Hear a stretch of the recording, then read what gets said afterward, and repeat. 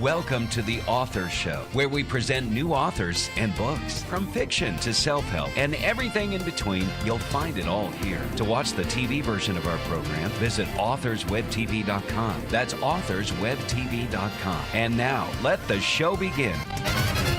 Hi, this is Linda Thompson, your host for The Authors Show. Our book is Destiny of Memories, Fire and Rain, the story of a young Marine who returns from Vietnam to find he has lost everything he thought he was fighting for. Our author is David Ramati, who joins us today from Hebron, Israel, and he says his book is as relevant today as it was back then. David, welcome to The Authors Show. Well, thank you very much. It's a great pleasure to be here. David, please give us a quick overview of A Destiny of Memories, Fire and Rain. Essentially, this was a diary that I wrote back in 1968. It was written in the first person. I couldn't touch it for nearly 50 years because basically it just almost destroyed me emotionally every time I had to go back. So I decided to write it as a biography of myself, and that's essentially what you see there in writing. It's a story that goes on basically coming back from, I would say, the dark to beginning to function again as a complete human being. So you're saying this is pretty much your memoir? It is, but as I said, in the first person, I just couldn't actually publish it that way because it was just too painful to write. So I actually pulled myself out in order to be objective, writing about myself. I know that sounds kind of strange, but that's how the book is written. No, that doesn't sound strange at all. I've heard that from other authors as well. I do believe that Fire and Rain is the first of several. How many books do you have planned for Destiny of Memory series? Well, thank you for asking. That's a very good question. We will be hopefully soon putting out the second in the series, which is called Destiny of Memories, Phoenix Rising, which is essentially a bit about the second tour in Vietnam and then finally coming home for good. And the third in the series is called Home is the Hunter, which basically is coming to Israel, finding a new home that so much reminded me of America in the 50s that I managed to heal. Okay, expanding on that a little bit, you were born in Chicago, served in Vietnam, then relocated to Israel. That's a couple of rather dramatic, life-changing events. Why did you decide to move to Israel? Well, I think that except for the possibility of temporary insanity, I actually moved to Israel in order to find America once again. While you were writing your book, did you have any particular type of reader in mind? I think I really wrote this book not so much for myself, but for the people that have gone through terrible stress and terrible problems in their life, and to maybe show that no matter how bad it gets, there's always light at the end of the tunnel. Is Fire and Rain the first book you've published? Yes, it's the first book I ever even wanted to publish. I continued to write for the last 50 years, but I never attempted to publish. I sent it out to see if somebody would like it, and to my great surprise, within 2 months I got an answer back. Yes, we'll take it. Is there any author who you feel may have influenced your writing style?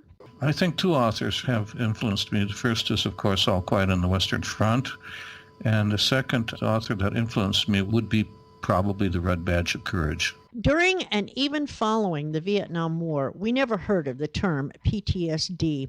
Do you feel that a lot of our young men were affected by the war to the point of having, and some may still even have, PTSD? Well, we used to call it back in the day Vietnam Syndrome.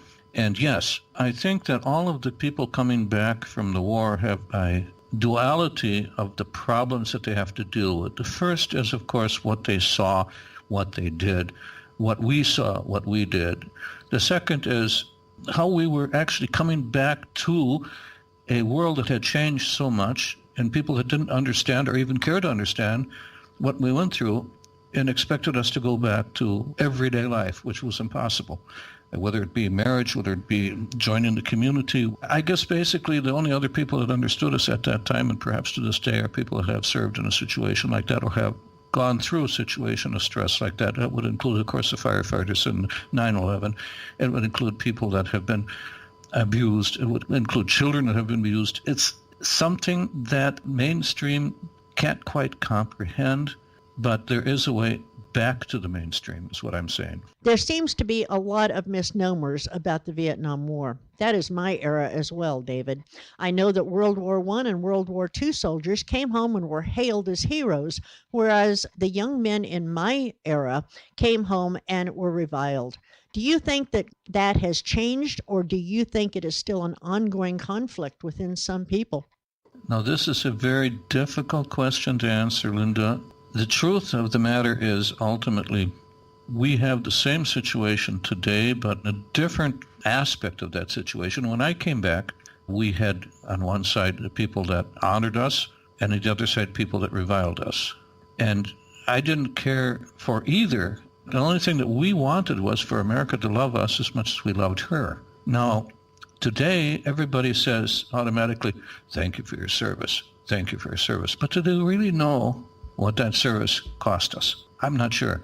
I think it's a step forward to accepting veterans, but then I read about what happens in the hospitals in the VA, and I wonder really, when I think about all the homeless veterans from my generation, from all the generations that can't even get a decent burial, I wonder. You say your book is as relevant today as it was back in the time that you write about. Please share why you feel that way. Combat will always be combat. Separation from your family. It doesn't matter if it's in Vietnam or if it's Afghanistan or if it's Iraq or if it's in Israel. Separation from your family causes a disconnect.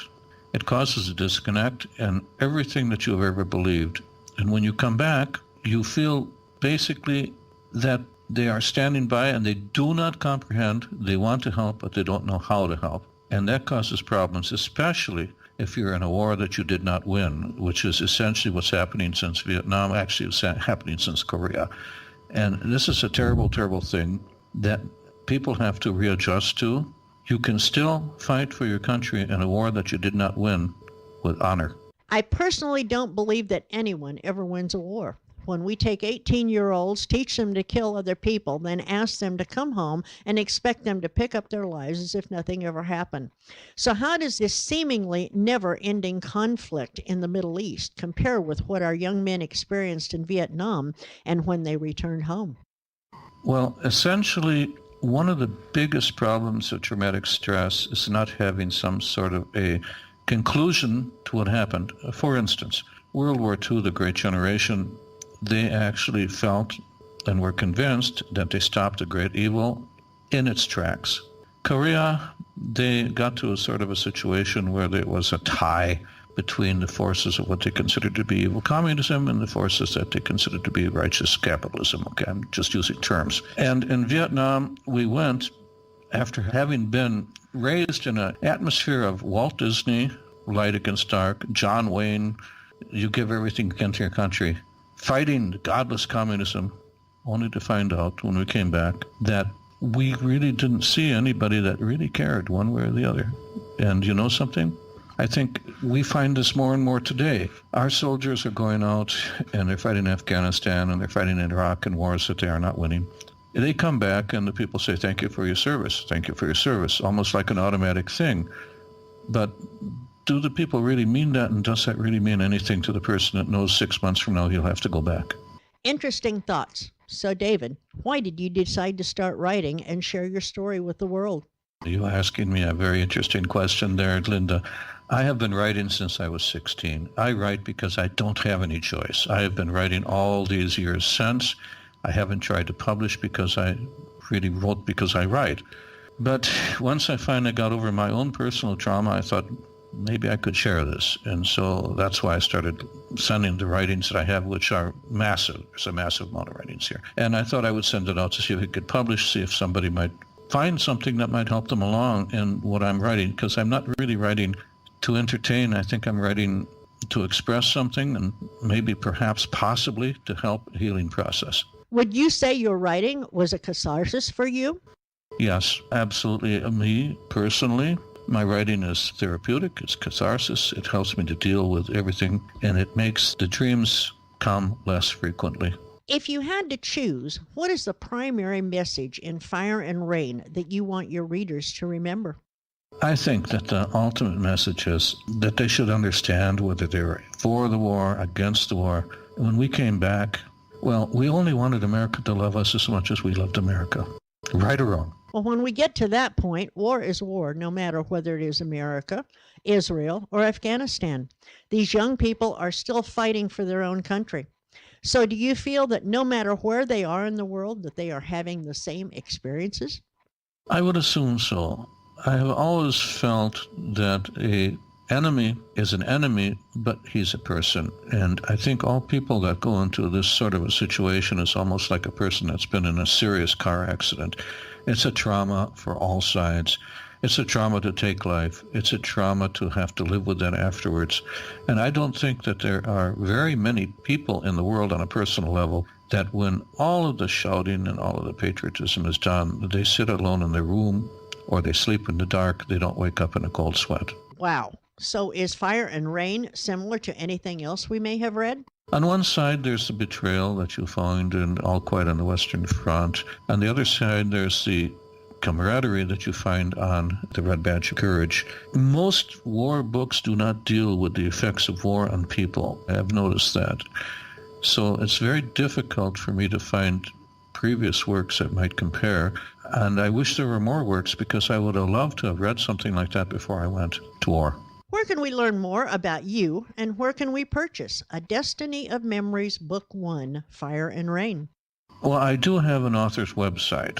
If that's of interest to anybody, it's www.davidramati, that's one word, DAVIDRAMATI.com. And I try to update all of the time where it can be purchased, and I put excerpts, of course, of the books in as they come out. And I have had, I think just in the last 2 months, something 4,000 visitors there, so that makes me happy that at least people are looking it over. David, thank you for sharing your story with us today. I remember all too vividly the young men of my generation who left to fight an unjust war, yet truly never came home, at least not the same person. There are a lot of our listeners worldwide who will be very interested in reading your book, and I do hope that when you release book 2, you will come back and visit with us again. There is no doubt at all that I will definitely come back and talk with you. It's very important, the work that you're doing. I highly respect you as a person and as a host, and I thank you very much for the opportunity to share a little bit of my soul. What follows is part of a review for Fire and Rain that is a great way to close today's show. Ramati writes with courage and his heart as he puts into words those things that so many cannot express but keep buried deep within themselves. This book is not an easy read, and I had to put it down several times to breathe and to dry my eyes. Destiny of Memories, Fire and Rain is a very powerful book, and it will stay in my memory and my heart. Thanks to David Ramati for his courage to share it with the world. And thank you for listening. Please visit theauthorshow.com to listen to other featured authors. These interviews are available to book buyers worldwide on demand every day.